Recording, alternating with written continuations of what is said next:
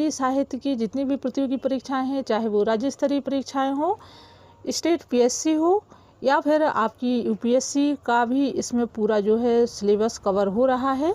तो बहुत ही उपयोगी होने वाला है आपके लिए आचार्य रामचंद्र शुक्ल के इतिहास ग्रंथ का अध्ययन। तो दोस्तों बने रहें आप मेरे साथ, मेरा सहयोग करें, आप मुझे अपने कमेंट के माध्यम से मोटिवेट करें और मैं आपको ऐसी जानकारी दूंगी, क्योंकि मेरे स्वयं के अनुभव हैं। मैंने अपनी नेट जीआरएफ जो है 100% पर क्वालिफाई की है। राज्य स्तरीय परीक्षाएँ जो है मैंने बेहतरीन नंबरों से क्वालिफाई की है। तो मैं चाहती हूँ कि आप भी ऐसे ही अपने लक्ष्य को प्राप्त करें। देखिए, हम लॉन्ग टाइम तक यदि किसी विषय की या किसी भी कंपटीशन की तैयारी करते हैं तो कहीं ना कहीं हम डिमोटिवेट होते हैं, हताश होते हैं, निराश होते हैं।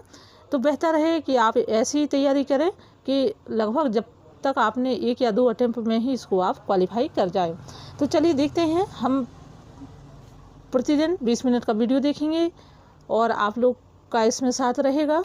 और पूरा वीडियो देखिए, बहुत ही काम का है। शुरुआत हम इनकी भूमिका से करते हैं और मैं पूरा इसका वाचन करूँगी, आप सुनते जाइए, उतने में ही आपका बहुत कुछ भला होने वाला है।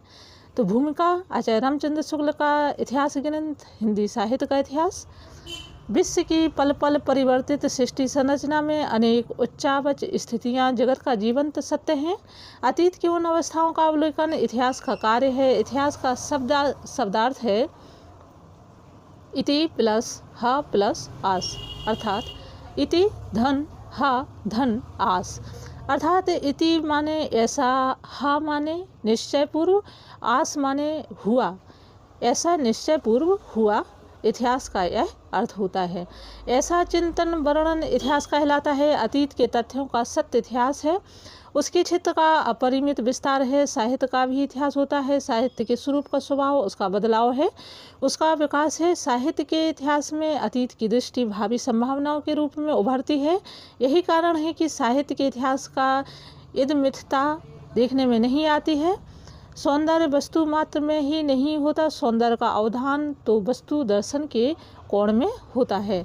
यह जो है कथन तर्क और स्थापना में यह कथन पूछ लिया गया था। आगे हम देखते हैं, हिंदी साहित्य के इतिहास संबंधी अवधारणाओं में मतैक्य का राहित्य उसी का परिणाम है। हिंदी साहित्य के इतिहास लेखकों ने अपनी अपनी दृष्टि से साहित्य के इतिहास लिखे हैं। सबसे पहले फ्रेंच विद्वान गार्सा दतासी ने सन 1839 में हिंदी कवियों का एक इतिहास फ्रेंच भाषा में प्रकाशित कराया। उसका नाम था इस्तवार द ला लिटरेरतूर हिंदुस्तानी। सन 1873 में नवल किशोर प्रेस ने पंडित महेश दत्त शुक्ल का भाषा काव्य संग्रह प्रकाशित हुआ।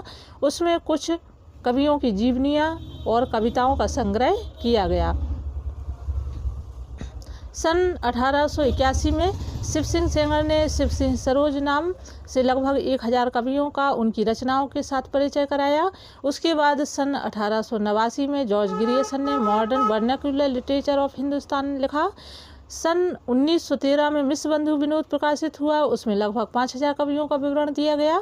सन 1917 में पंडित रामनरेश त्रिपाठी की कविता कौमुदी, 1918 में एडविन ग्रिफ्स का ए स्केच ऑफ हिंदी लिटरेचर और 1920 में FIK की ए हिस्ट्री ऑफ हिंदी लिटरेचर प्रकाशित हुई। ये पुस्तकें हिंदी साहित्य के संबंध में परिचय मात्र की ही कही गई हैं। सन 1929 में पंडित रामचंद्र शुक्ल ने हिंदी साहित्य का इतिहास लिखा। इससे पहले इसे नागरी विचारणी सभा से प्रकाशित शब्द सागर के लिए हिंदी साहित्य की रूपरेखा के रूप में तैयार किया गया और बाद में उसका परिष्कृत रूप ही हिंदी साहित्य का इतिहास बनकर सामने आया। इसके बाद हिंदी साहित्य और भी अनेक इतिहास ग्रंथ लिखे गए। उनमें से डॉक्टर सूर्यकांत शास्त्री, पंडित रमाशंकर शुक्ल रसाल, डॉक्टर रामकुमार वर्मा, पंडित रामनरेश त्रिपाठी, पद्मालाल पुन्नालाल बख्शी, बाबू श्याम सुंदर दास, हजारी प्रसाद द्विवेदी, आचार्य चित्तौड़चंद शास्त्री आदि के नाम उल्लेखनीय हैं। साहित्य के किसी एक पक्ष को लेकर, एक काल को लेकर, विभिन्न विधाओं को लेकर गवेषणात्मक इतिहास लिखे जाते रहे। सामूहिक प्रयत्न से भी अनेक इतिहास अथवा साहित्य के पक्ष विशेष रूप से आधारित इतिहास लिखे जाते रहे। आज के युग में धर्म, राजनीति, विज्ञान, समाजशास्त्र, प्राणीशास्त्र, तकनीकी शिक्षा आदि से समन्वित नूतन अनुसंधान पर्यवसमिति ग्रंथों के कारण हिंदी साहित्य की परिधि का सीमा विस्तार अनेक मुखी देखने में आता है। बदलाव के इस युग में साहित्य के चिंतन को परंपरावादी घेरे से निकालकर भविष्योन्मुखी बनाने का यह शुभ संदेश है।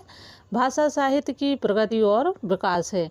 साहित्य इतिहास लेखन की दीर्घ परंपरा में आचार्य रामचंद्र शुक्ल का हिंदी साहित्य का इतिहास अनेक दृष्टियों से सासीम होते हुए भी अपनी एक दृढ़ भित्ति पर निर्मित इतिहास है। प्रवृत्तिगत वैशिष्ट का इतिहास है, प्रामाणिकता का पुष्ट इतिहास है। बदलाव के इस युग में भी उसका अपना महत्व है। साहित्य के विद्यार्थी को एक दिशा दृष्टि देने वाला इतिहास है। नागरिक विचारणी सभा के से प्रकाशित संस्करण में इसे हिंदी साहित्य का प्रथम विचार श्रृंखलाबद्ध इतिहास उपयुक्त ही कहा गया है। साहित्य एक होता है, पर व्यक्ति भेद से उसके मूल्यांकन में विभिन्नता आती है। ठीक इसी तरह से जैसे कि सूर्य एक है, पर विभिन्न देशों स्थानों में उसकी उपलब्धि भिन्न भिन्न दिखाई पड़ती है। पार्थ सारथी मिश्र ने अपने शास्त्र दीपिका ग्रंथ में इसे स्पष्ट करते हुए कहा है, युगपद देश में स्यादे कश्यापी सूर्यवत, अर्थात देश भेद से एक ही सूर्य एक साथ एक होते हुए भी भिन्न लगता है। यही सिद्धांत साहित्य इतिहास के संबंध में भी व्यवहारित होता है। आचार्य रामचंद्र शुक्ल के इतिहास जो ग्रंथ है इनका हिंदी साहित्य का इतिहास की उपयोगिता और बढ़ती हुई मांग को देखते हुए जो प्रकाशक थे उन्होंने इसका अधिक मात्रा में प्रकाशन किया, जिससे इनकी प्रतियां जो है अधिक निकाली, जिससे कि बच्चों को सुलभता और आसानी हो। इसके बाद यहाँ पर ये बताया गया है कि नदी को सिंह और सर्प अपनी शक्ति के बल पर तैरकर पार करते हैं। केवट जो है नाव में बिठाकर अपने साथ और बहुत सी तीतुरसुओं को पार ले जाता है। अब दोस्तों यहाँ पर कुछ कठिन शब्द आ रहे हैं, जैसे तीतुरसुओं मतलब तैरने की इच्छा रखने वाले को पार ले जाते हैं। उसी प्रकार से प्रकाशक थे उन्होंने भी इसको सरल और सुलभ बनाने के लिए इसका अधिक मात्रा में प्रकाशन करके आचार्य रामचंद्र शुक्ल के इतिहास ग्रंथ को अधिकाधिक मात्रा में उपलब्ध कराया। तो आज यह इनकी भूमिका हुई आचार्य रामचंद्र शुक्ल के इतिहास ग्रंथ की। दोस्तों हम प्रतिदिन इनका कम से कम 20 मिनट की वीडियो का लेकर आएंगे आपके समक्ष और इनका अध्ययन करेंगे। तो उम्मीद है कि आपको वीडियो पसंद आया होगा और अच्छा लगा होगा। वीडियो देखने के लिए बहुत बहुत धन्यवाद। बने रहें आप मेरे साथ अपने इस चैनल के साथ।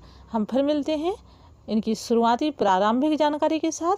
तब तक के लिए घर पर रहिए, सुरक्षित रहिए, अपनी पढ़ाई मन लगा कर करिए। धन्यवाद।